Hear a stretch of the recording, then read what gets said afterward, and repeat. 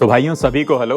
उम्मीद करता हूँ कि आप मजे में हो, आपका दिन बढ़िया जा रहा है। मेरा आज का दिन थोड़ा ऐसा सही था। एक ऐसा इशू फिक्स करने की कोशिश कर रहा था जिसका मेरे काम से कोई लेना देना नहीं है। खैर फाइनली वो रिजॉल्व हो गया। अभी यहाँ पर शाम के 7:05 हैं और मैं एक टॉपिक पर बात करना चाहता हूं जो मेरा इतना फेवरेट टॉपिक तो नहीं है, पर काफी लोग पूछते हैं इस बारे में। टॉपिक है गेट की प्रिपरेशन के लिए टिप्स। और मुझे लगता है कि मैं इतना सही बंदा नहीं हूं इस सवाल के लिए या इस टॉपिक के लिए। जो सही इंसान रहेगा इस टॉपिक पर बात करने के लिए वो रहेगा जिसने रिसेंटली प्रिपेयर किया हो, जिसने रिसेंटली एग्जाम दिया हो, जिसने रिसेंटली अच्छी रैंक स्कोर की हो। मैं वो इंसान नहीं हूं। क्योंकि लोग पूछते हैं तो फिर मैं थोड़ा देख रहा था कि अभी करंट क्या सिलेबस चल रहा है, तो जल्दी से एक बार मैं सिलेबस बता देता हूं। पहले सेक्शन 1 हमारे पास होता है इंजीनियरिंग मैथमेटिक्स का। उसके अंदर हमारे पास आता है discrete mathematics, linear algebra, calculus, probability and statistics. अगला सेक्शन आ जाता है डिजिटल लॉजिक। सेक्शन 3 आ जाता है कंप्यूटर ऑर्गेनाइजेशन एंड आर्किटेक्चर, जो मुझे सबसे कम पसंद था। सेक्शन 4 आ जाता है प्रोग्रामिंग एंड डेटा स्ट्रक्चर्स, सबसे इंपॉर्टेंट। सेक्शन 5 एल्गोरिथम्स, अगेन काफी important. Theory of computation interesting subject रहता है, कभी कम कभी ज्यादा, लेकिन कुछ ना कुछ इससे हमेशा ही पूछा जाता है। अगला सेक्शन आ जाता है compiler design. Compiler design easy रहता है, छोटा कोर्स रहता है, सवाल भी इसमें से कम आते हैं, लेकिन अगर आपने अच्छे से प्रिपेयर किया है तो फटाफट सॉल्व होते हैं। फिर हमारे पास आ जाता है ऑपरेटिंग सिस्टम। ये भी इंटरेस्टिंग सब्जेक्ट है, जल्दी समझ में आता है, सवाल करने आसान होते हैं इसके, और इंपॉर्टेंट सब्जेक्ट है हर लिहाज से। Section 9 databases. आपको एटलीस्ट बेसिक चीजें तो इसमें पता होनी ही चाहिए, जो रिडंडेंसी वाली चीजें होती थी, नॉर्मल फॉर्म्स, हाँ ये मुझे टर्म याद नहीं आ रही थी।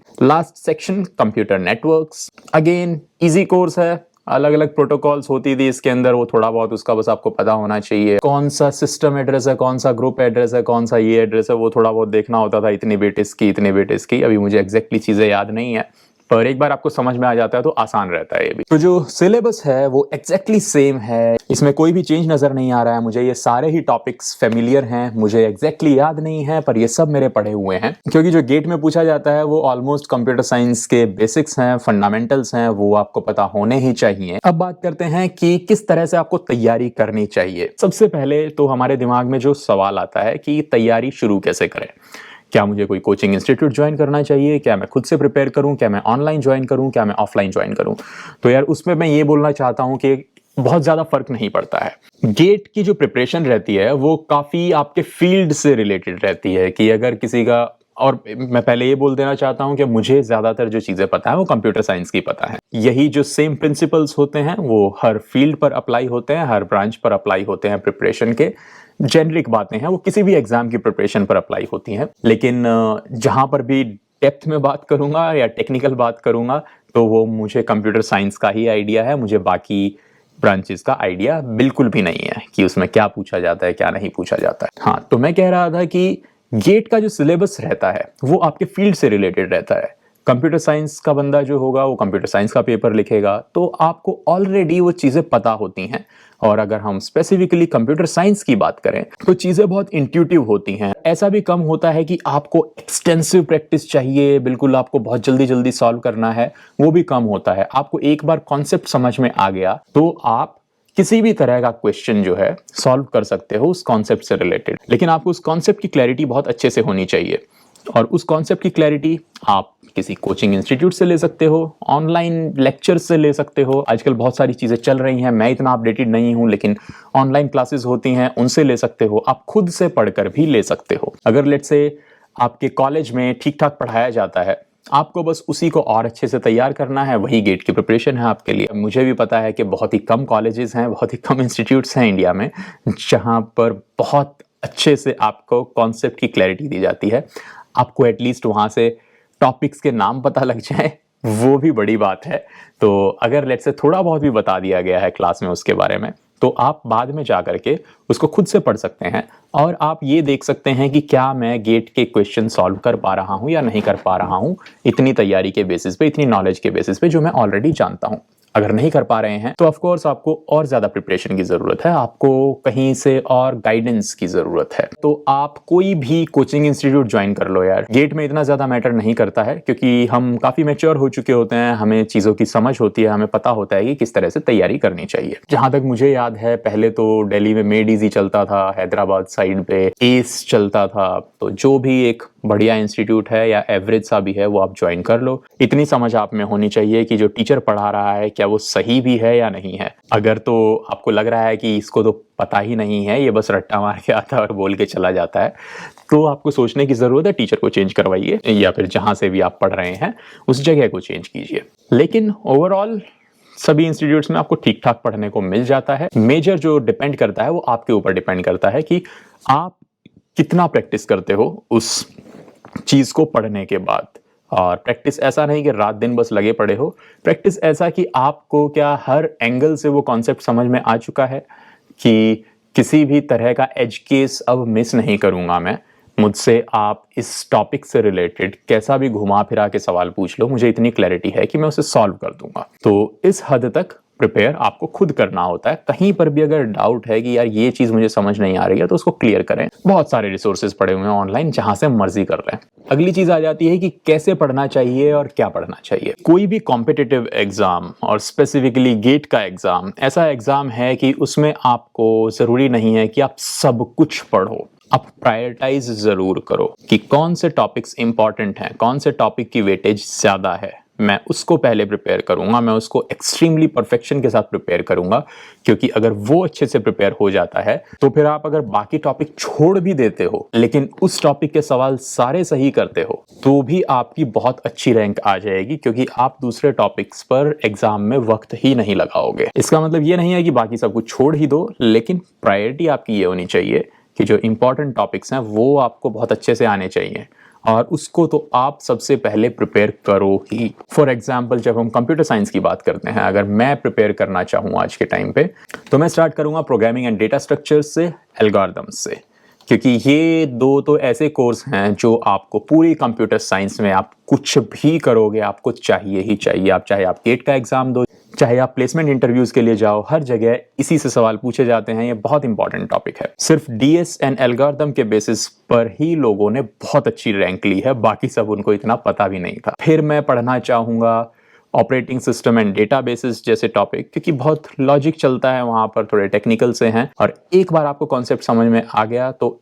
इन पूरे कोर्सेज की रिवीजन मुश्किल से 30 मिनट्स भी नहीं लेती है। उसके बाद मैं पढ़ना चाहूंगा theory of computation and compiler design, दोनों रिलेटेड सब्जेक्ट हैं। थ्योरी ऑफ कंप्यूटेशन आपका अच्छे से हो जाता है तो कंपाइलर डिजाइन में इतना ज्यादा वक्त ही नहीं लगता है। उसके बाद कंप्यूटर नेटवर्क्स, क्योंकि आसान है, जरूरी नहीं है कि इससे बहुत ज्यादा सवाल पूछे जाते हैं। अगर आपने पढ़ रखा है कंप्यूटर नेटवर्क्स तो एक झटके में आप उसको सॉल्व कर दोगे, इतना आसान सवाल होता है इसका। उसके बाद डिजिटल लॉजिक, क्योंकि ये भी इजी है, बहुत लॉजिकल टॉपिक्स हैं सारे के सारे, इसमें ज्यादा दिमाग नहीं खपाना पड़ता है। उसके बाद मैं आऊंगा कंप्यूटर ऑर्गेनाइजेशन एंड आर्किटेक्चर पे, क्योंकि ये थोड़ा सा टेढ़ा सब्जेक्ट है। टेढ़ा मतलब इस वे में कि इसमें यार चीजें बड़ी याद रखनी पड़ती थी, इंस्ट्रक्शन पाइपलाइन वाली चीजें और कितनी बिट किसको देनी है, कितनी बिट किसको देनी है, जो एड्रेसिंग वाला जो टॉपिक होता था। उसके बाद ऑफ कोर्स डिस्क्रीट मैथमेटिक्स, ये मैं भूल गया, ये भी एक इंपॉर्टेंट सब्जेक्ट है, इसकी जरूरत पड़ती ही रहती है कंप्यूटर साइंस के अंदर। इंजीनियरिंग मैथमेटिक्स इसलिए लास्ट में क्योंकि ये बहुत ही बेसिक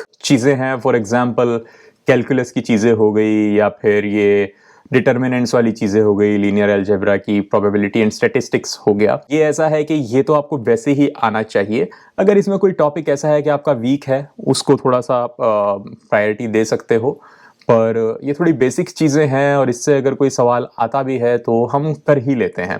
डिस्क्रीट मैथमेटिक्स एक नया सब्जेक्ट पढ़ता है बच्चों के लिए, क्योंकि ये काफ़ी कंप्यूटर साइंस से रिलेटेड है, मैचिंग, कलरिंग और ये सब, ये आपको पता होना चाहिए। पर आई डोंट रिमेंबर कि कितना वेटेज होता है मैथमेटिक्स वाले पार्ट का कंप्यूटर साइंस के पेपर में, कितना ज़्यादा इससे पूछा जाता है। अगर तो इसका वेटेज ज़्यादा है तो आप इसको ज़्यादा पढ़ सकते हैं। अभी पता नहीं क्या पैटर्न है, क्या चेंज हुआ है, नहीं हुआ है, पर हमारे टाइम में तो भाई डीएस एल्गो ये मेन होता था, हम यही पढ़ा करते थे और उसके बाद जो कंप्यूटर साइंस के कोर सब्जेक्ट्स हैं हम उसको पढ़ा करते थे। ये पॉइंट हुआ कि आपको प्रायोरिटाइज करना है। सबसे पहले अपने जो हाई वेटेज वाले टॉपिक्स हैं उसको प्रिपेयर करो और उसके बाद अगले सब्जेक्ट्स पे जाओ। अब मान लेते हैं कि आपकी पूरी प्रिपरेशन हो गई है, आपको सारी चीजें पता है, अब आपका एग्जाम वाला दिन आ चुका है।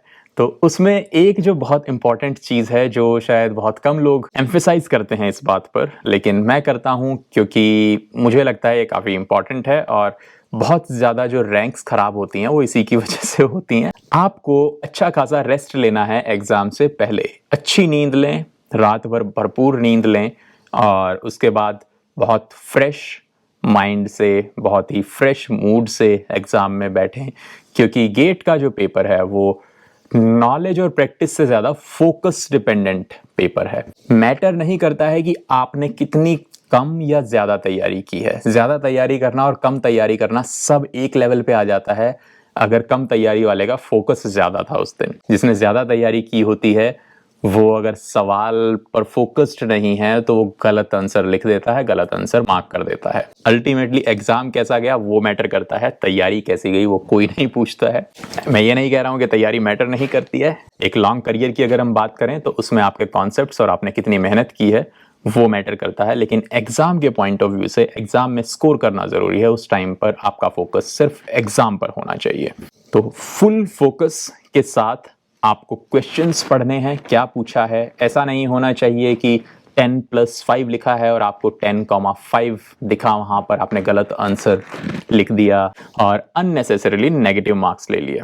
तो ये चीजें अवॉइड करना बहुत जरूरी है, क्योंकि ये बहुत इंपॉर्टेंट है। मोस्टली जो 1 से लेकर के 1000 रैंक का स्प्रेड होता है वो बराबर से ही स्टूडेंट्स होते हैं, लेकिन जो 1000 के पास पहुंच जाता है उसकी गलती सिर्फ ये होती है कि उसने इस तरह की सिली मिस्टेक्स की होती हैं जो वो अवॉइड कर सकता था। और मैं जानता हूं कि कोई कितना भी कह ले, हमेशा कोई ना कोई वो गलतियां करेगा, वो हमेशा होती हैं। लेकिन अगर हम अच्छी रैंक स्कोर करना चाहते हैं तो हम कोशिश करते हैं कि हम वो कैंडिडेट ना हो। और जो लास्ट इंपॉर्टेंट पॉइंट है, पेपर अटेम्प्ट कैसे करना है। पेपर का पैटर्न कैसा भी आए वो इतना मैटर नहीं करता है कि जी एक ऑप्शन सही है या फिर कई ऑप्शन सही हो सकते हैं, कई ऑप्शन का इतना मिल रहा है और 3 में से 2 सही मार्क किए तो इतना मिल रहा है।